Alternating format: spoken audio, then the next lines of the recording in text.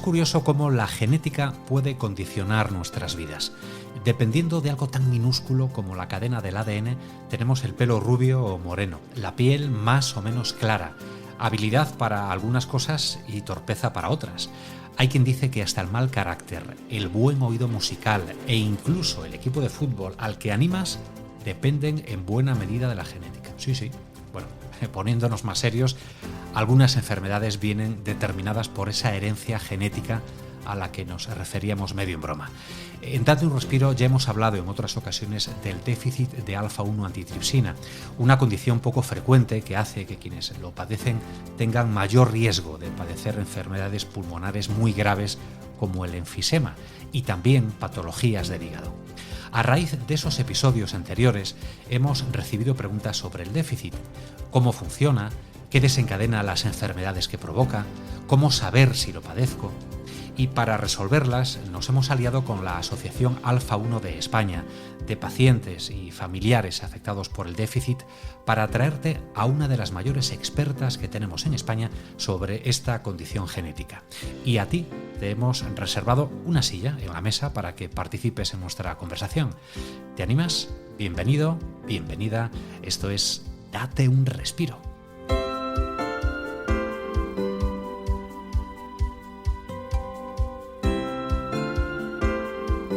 Aquí comienza Date un Respiro, el podcast de salud respiratoria de FENAER.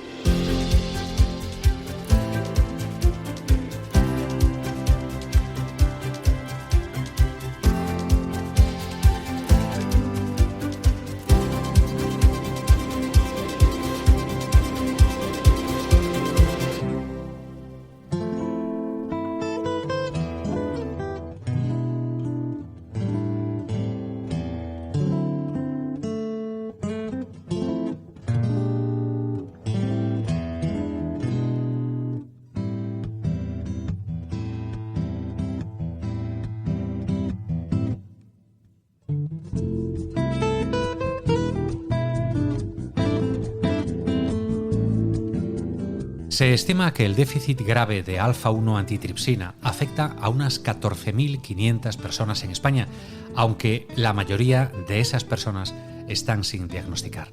Como muchas de las llamadas enfermedades raras, se enfrenta al desconocimiento de la sociedad, algo que queremos combatir hablando con personas como la que ya nos escucha al otro lado del micrófono. Ella es María Torres, una de las mayores especialistas de España en el déficit. La doctora Torres ejerce como neumóloga en el Hospital Álvaro Cunqueiro de Vigo y es además coordinadora del Registro Español de Pacientes con déficit de alfa-1. María, bienvenida. Muchas gracias por invitarme a estar con vosotros. Es un placer tenerte con nosotros, doctora. Nos escucha mucha gente que no está familiarizada con el déficit de alfa-1 antitripsina. De forma sencilla, ¿cómo nos podrías explicar qué es y qué implica para las personas que lo padecen? Bueno, pues el déficit de alfa-1 antitripsina o el DAT, como decimos así los miembros de la comunidad alfa, es una condición genética que implica una síntesis adecuada de una proteína. Esa proteína es el alfa-1 antitripsina y lo que va a condicionar para las personas que padecen esta patología es un incremento del riesgo de desarrollar determinadas patologías.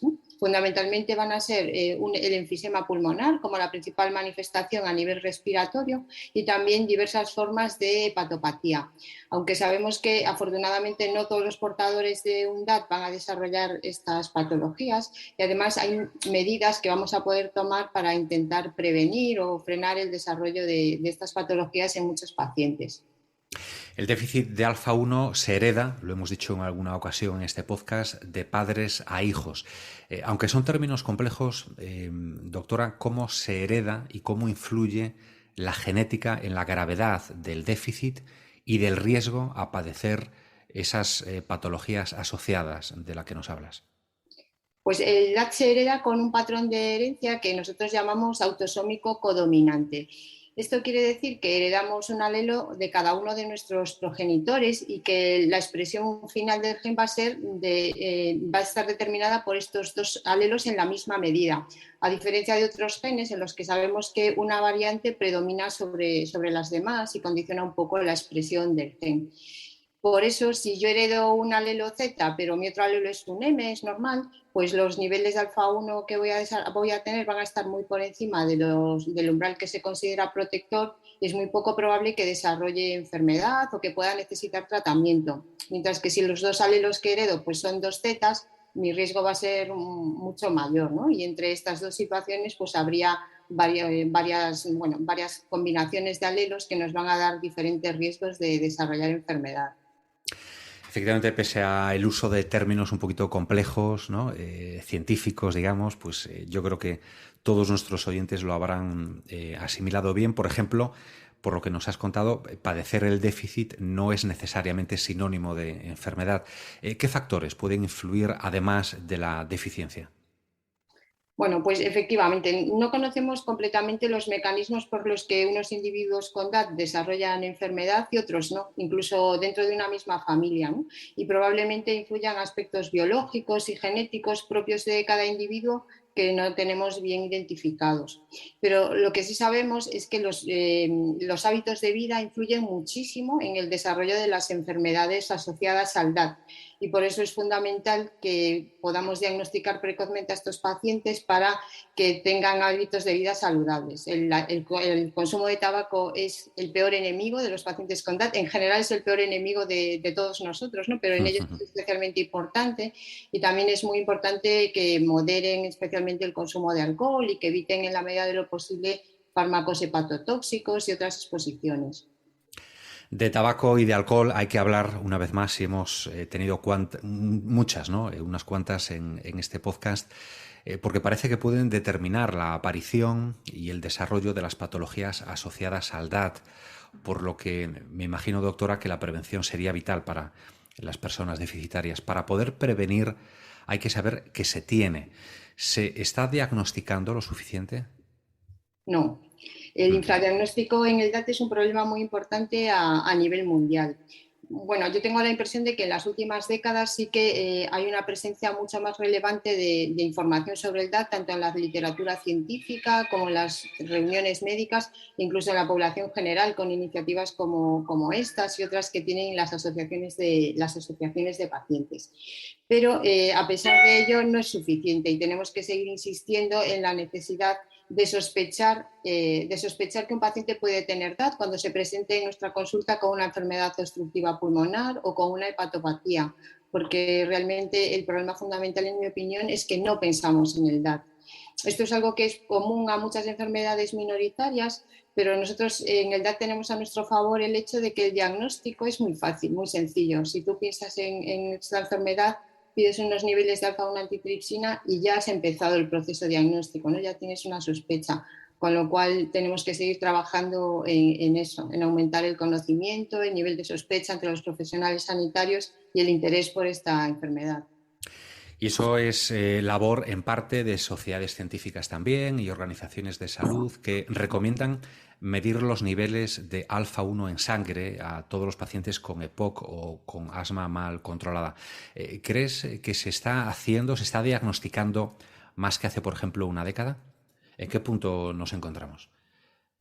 No se está diagnosticando lo suficiente. De hecho, estamos muy lejos de ese objetivo que plantea la OMS, que es que todos los pacientes con EPOC tengan una determinación de niveles de alfa-1 una vez en la vida, ¿no? Eso está muy lejos. De hecho, un estudio reciente que se publicó en España, el EPOConsult, decía que solo el 23% de los pacientes que acudían a una consulta de neumología tenían niveles de alfa-1 determinados en algún momento. Aunque bueno, yo creo que sí que hemos mejorado respecto a la situación de hace años. Luego también yo creo que esto es bastante heterogéneo en distintos países e incluso dentro de un país como puede ser España, ¿no? Que hay, pues en determinadas comunidades autónomas pues puede haber más pacientes diagnosticados que en otras. Pero hay que seguir trabajando en esta línea para aumentar tanto el número de diagnósticos y reducir el retraso diagnóstico, ¿no? Porque este es un problema también muy importante y yo creo que para ello es clave lo que hemos venido diciendo ya antes, ¿no? La información y la formación de los profesionales sanitarios. Siendo una condición heredable, como hemos remarcado, intuyo que habrá zonas geográficas con mayor incidencia que en otras, o nos hemos ya mezclado tanto, doctora, que el origen no marca la diferencia. Hay zonas en España quizá con mayor incidencia del DAT que otras zonas? Bueno, existen grandes diferencias geográficas a nivel mundial y de hecho se han publicado bastantes estudios epidemiológicos sobre la prevalencia de cada una de las mutaciones, o al menos de las más frecuentes, tanto a nivel mundial como europeo. Y permitidme que os diga que hay muchos de estos estudios, algunos de los más importantes los ha desarrollado Ignacio Blanco, que es uno de los grandes expertos en DAT que tenemos en nuestro país. Y en general podríamos decir que Europa y América del Norte son zonas de una alta prevalencia de pacientes con DAT, mientras que en otras zonas como Asia, África y algunas zonas de América del Sur, pues es una patología, una entidad mucho más rara. En España, ¿Sí? en España también hay diferencias y de hecho siempre se ha hablado de que hay un gradiente oeste, este y norte-sur en cuanto a la prevalencia, pero de forma general sí que podríamos decir que es una zona de una incidencia moderadamente elevada. Y, por ejemplo, creemos que hay en torno a 15.000 pacientes ZZ en España, de los cuales solo una minoría están diagnosticados. Es un dato interesante, sin duda. Nos vamos a centrar ahora en los pulmones. Una vez detectada la enfermedad respiratoria por DAT, ¿cuáles son las opciones de tratamiento, considerando que no hay cura de momento ni para el enfisema pulmonar ni para el déficit de alfa-1? Y me gustaría también saber, doctora, si habría diferencia con los pacientes con enfisema pero sin DAT. Sí, en los pacientes con DAT que desarrollan un enfisema y una EPOC, el tratamiento farmacológico y no farmacológico, y con ello me refiero pues al abandono del tabaco, al ejercicio físico, a la rehabilitación respiratoria, sería similar al que adoptamos en los pacientes con una EPOC no asociada a DAT. Pero, sin embargo, en los pacientes con déficit tendríamos también la oportunidad de plantear un tratamiento específico, que es un tratamiento que conocemos como aumentativo o sustitutivo y que consiste en la administración endovenosa de concentrados de alfa-1 antitripsina procedentes de plasma para reponer esta proteína deficitaria. Entonces sí que es muy importante identificarlos porque tendrían esta opción de tener un tratamiento específico y centrado en su patología genética. Ahondemos en ese tratamiento sustitutivo. ¿Es aplicable a todas las personas con déficit? ¿Está indicado para los que padecen enfermedad hepática? Y en general, ¿para quién es útil el tratamiento? ¿Qué criterios se puede seguir a la hora de indicarlo o no? Bueno, el tratamiento con concentrados de alfa-1 está indicado solo en aquellos pacientes que tienen DAT y enfermedad pulmonar asociada, enfisema pulmonar y EPOC, ya que el objetivo que tiene este tratamiento es enlentecer la pérdida de tejido pulmonar que condiciona esta patología y que está en relación pues, con las bajas concentraciones de alfa-1 que tienen estos pacientes en sangre circulante. Pero además tienen que cumplir una serie de criterios que están bien establecidos por las sociedades científicas, concretamente en España por la SEPAR, y que bueno, pues son, por ejemplo, no ser fumador activo, no ser portador de un déficit de IgA, cumplir todos los criterios clínicos necesarios, como te decía, pues el tener enfisema, el tener una obstrucción al flujo aéreo y luego estar dispuesto a recibir el tratamiento endovenoso periódicamente, pues cada 15 días durante mucho tiempo, ¿no? Y luego lo que sí es muy importante tener claro es que el tratamiento sustitutivo no es útil para la hepatopatía. Los pacientes con enfermedades hepáticas sin enfermedad pulmonar no se van a beneficiar del tratamiento con concentrados de alfa-1 porque el mecanismo por el que se produce el daño hepático es diferente. El daño hepático se produce por acúmulo de estas proteínas anómalas en las células hepáticas, en los hepatocitos, y en este sentido no tendría ningún efecto beneficioso el aumentar las concentraciones de alfa-1 en sangre, que es lo que conseguimos con el tratamiento sustitutivo. Estás escuchando Date un respiro.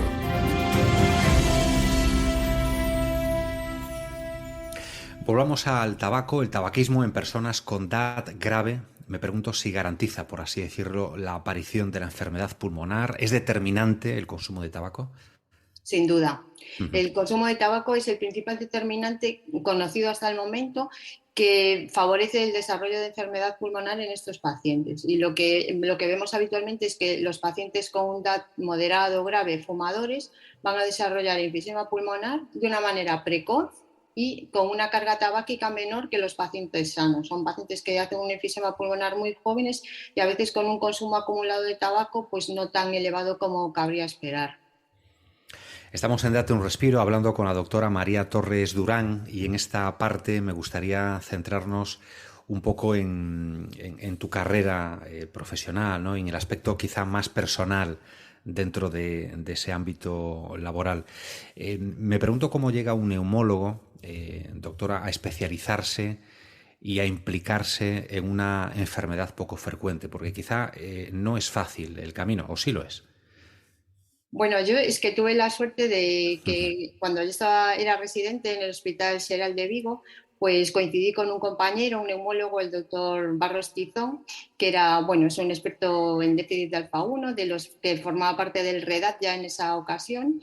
Y bueno, pues empecé a colaborar con él en proyectos de investigación, en actividades en las que él estaba implicado. Empecé a asistir a las reuniones del REDAT y ya me enganché y hasta hoy. Ya desde entonces, pues siempre he estado interesada en el déficit, siempre he estado llevando a estos pacientes y participando en todo lo que he podido en relación con esta enfermedad. Es curioso el verbo que utilizas, ¿no? Que me enganchó, ¿no? Una especialidad. Entendemos que eso ocurre, ¿no? Por lo que estamos viendo Sí, en tu sí. caso. Y en el Hospital Álvaro Cunqueiro, ¿has encontrado respaldo? Sí, sí, sí, la verdad es que estoy encantada. Todos mis compañeros de servicio estamos, bueno, pues hemos creado una pequeña unidad de déficit de alfa-1, el equipo de trabajo es fantástico. Mi jefe, el doctor Fernández Villar, siempre nos ha apoyado en todas nuestras iniciativas, es más, nos empuja siempre a hacer un poco más. Y la verdad es que también en el hospital, a nivel global, hemos encontrado apoyo para todos los proyectos, pues tanto asistenciales como de investigación que hemos querido desarrollar en esta enfermedad. Profesionalmente, por lo tanto, queda claro el motivo o los motivos, ¿no? Porque hay varios del enganche a esta especialidad. Y personalmente, ¿qué te aporta trabajar centrada en una enfermedad rara como esta? Pues a ver, a mí me resulta muy gratificante porque la relación con los pacientes con enfermedades minoritarias yo creo que es un poco especial porque, bueno, somos muy poquitos, los conoces muy bien y nosotros siempre nos planteamos el objetivo de acompañarlos, ¿no? Durante todo el proceso de su enfermedad, desde el diagnóstico, que la verdad suele ser bastante impactante porque es una enfermedad genética, todos se preocupan a veces más incluso que por lo que les puede pasar a ellos por sus hijos bueno, y por sus familiares.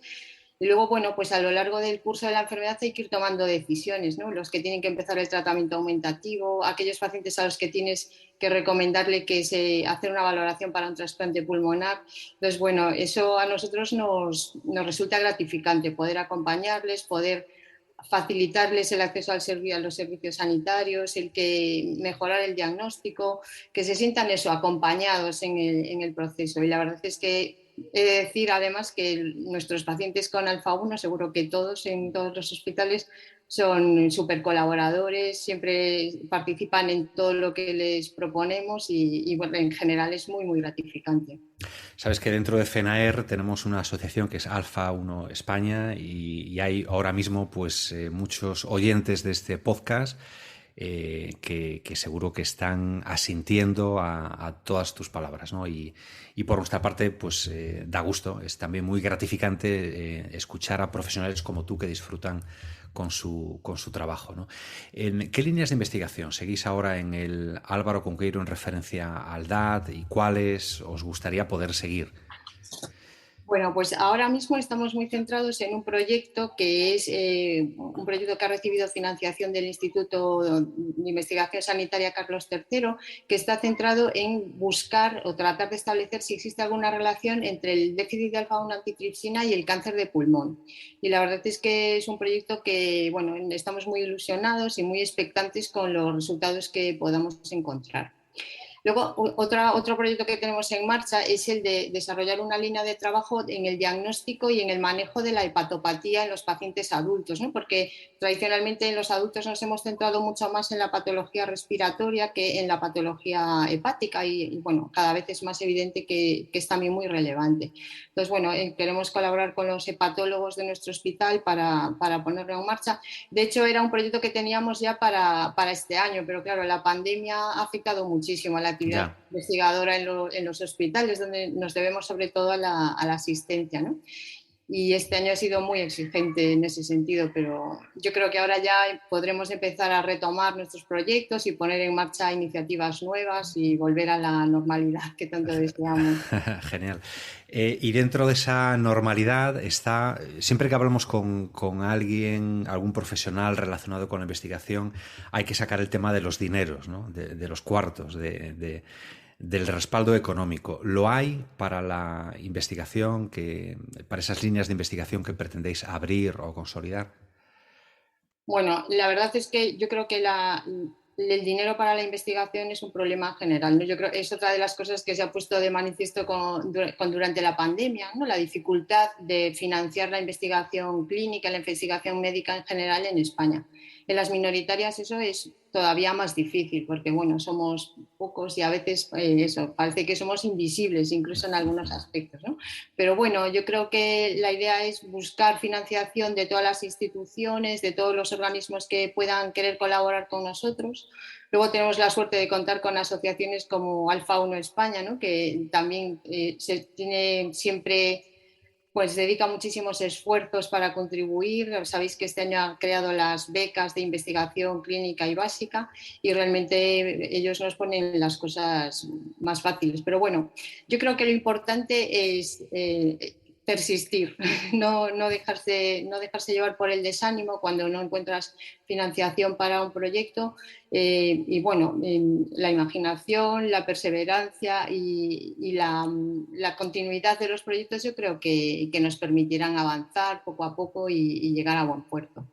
Hablas, María, de esas becas para fomentar la investigación clínica y básica. A veces nos podemos olvidar de que podemos tener muchos oyentes que no saben y no tienen por qué saber la distinción entre estos dos, digamos, ámbitos de la investigación. Me gustaría que nos lo recordaras y también preguntarte si hay facilidades para la investigación clínica o las dificultades son las mismas que os podéis encontrar en la investigación básica.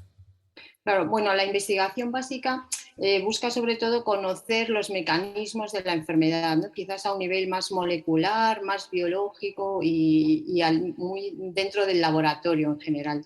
Nosotros en la investigación clínica nos centramos mucho más pues, en las manifestaciones que tiene la enfermedad en el paciente, en buscar nuevas formas de diagnosticar la enfermedad, en explorar el efecto de determinados tratamientos y realmente son complementarias, ¿no? De hecho, ahí es muy importante lo que nosotros llamamos la medicina translacional, ser capaces de trasladar lo que aprendemos en la investigación básica a nuestra práctica clínica y al revés, también deberíamos hacerlo, ¿no? Para los clínicos la investigación es muy difícil porque nosotros nos debemos fundamentalmente a la labor asistencial, a la labor docente que tenemos con nuestros residentes, con nuestros estudiantes y la investigación a veces es vista como un plus, aunque yo creo realmente que es una parte importantísima de nuestra labor como médicos, ¿no? Pero muchas veces tenemos que hacerla en nuestro tiempo libre, en nuestro tiempo fuera del hospital, porque eso, la actividad asistencial y docente te ocupa muchísimo tiempo. Y lo hacemos, bueno, pues por desarrollo personal, por responsabilidad con nuestros pacientes, con la institución con la que trabajamos y también por gratificación personal, claro. Claro, esa gratificación me imagino que os hace más... que os hace posible, ¿no?, el compaginar vuestras tareas de atención al paciente con las de investigación, que como hemos visto pues están rodeadas de dificultades económicas, de falta de tiempo, quizá la lentitud de la administración en el apoyo, etcétera, etcétera, ¿no? Pero bueno, esperemos que todo eso, pues dentro de unos episodios, cuando volvamos a entrevistarte, doctora María Torres, pues nos diga que todo va un poquito mejor que en este momento de emisión de este episodio. Sí, yo creo que sí, que todo tiene que ir a mejor. Aparte, yo creo que desde FENAER, Alfa 1 España y la colaboración con todos los investigadores y médicos es el camino, ¿no? Hay que contribuir todo el mundo, tenemos algo que aportar a esto, a la investigación y en las enfermedades minoritarias, insisto, las asociaciones de pacientes son fundamentales. Genial. Un saludo a todos los oyentes de Alfa 1 España. Sabes que hay muchas más asociaciones dentro de FENAER y una parte muy activa es, desde luego, que Alfa 1 España. Doctora María Torres, ha sido un placer tenerte con nosotros en Date un Respiro. De verdad, muchas gracias. Gracias a vosotros.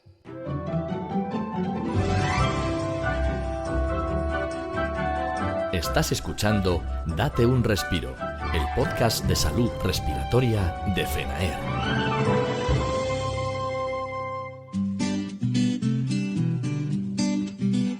Muy instructiva y muy clara la charla con la doctora Torres. Tras sus explicaciones podemos decir que conocemos algo mejor, al menos el déficit de alfa-1 antitripsina, y que, aunque es una condición genética poco frecuente, para nosotros ya no es tan rara. Antes de despedirnos, debemos decir que este episodio lo ha dirigido y ejecutado la Asociación Alfa-1 de España de pacientes y familiares con déficit de alfa-1, gracias a la colaboración de las compañías Grifols y CSL Behring. Si algo de lo que has escuchado en estos minutos te ha hecho sospechar que puedes tener el déficit, no dudes, por favor, en ponerte en contacto con la asociación para obtener más información. Y ahora, antes de echar el cierre, nuestra pequeña píldora de humor, nuestra querida Gracia, despide el episodio, como siempre, con su alegría y desparpajo habituales. Te enviamos un saludo quienes estamos detrás de este episodio, la Asociación Alfa-1 de España, Miguel Ángel Rodríguez de los Santos en la realización, Olga González y Martiño Suárez en la producción y en el guión, Elena Goyanes en la coordinación y Luis Fraga ante el micrófono. Gracias y hasta el próximo episodio. Adiós.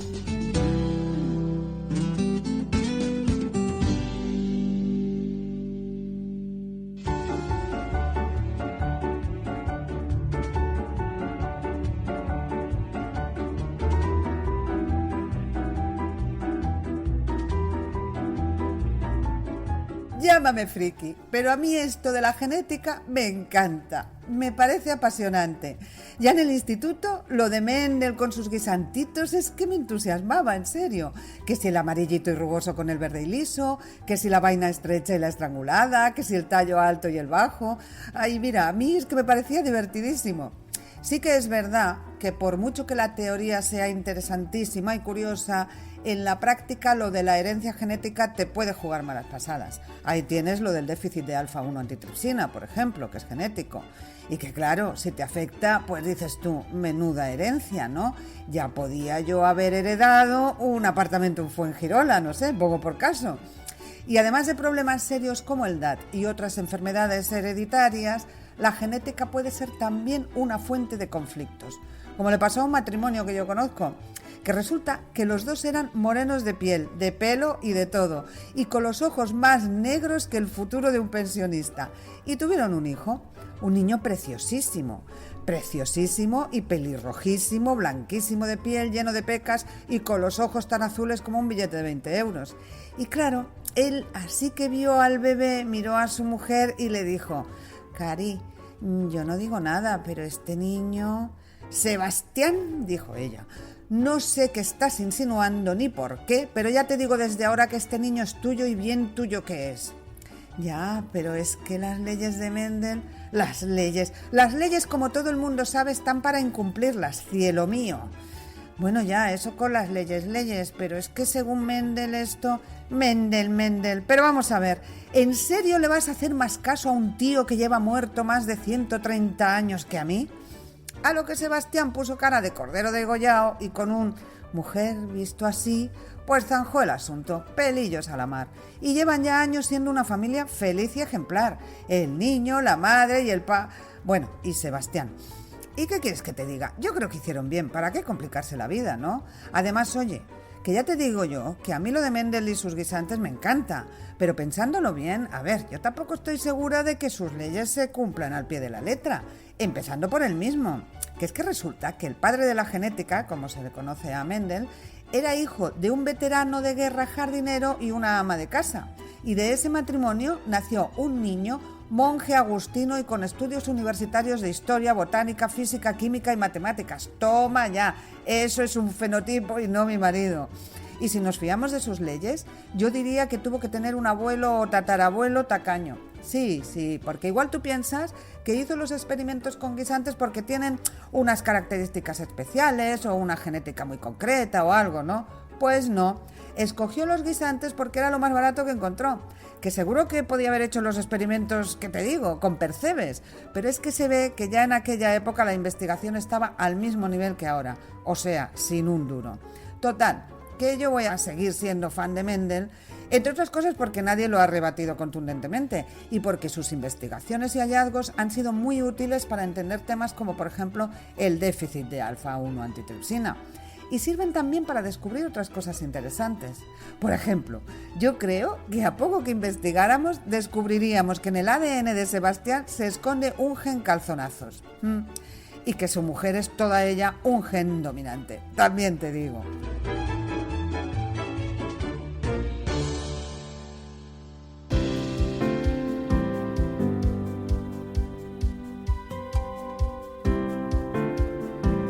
Hasta aquí, Date un respiro.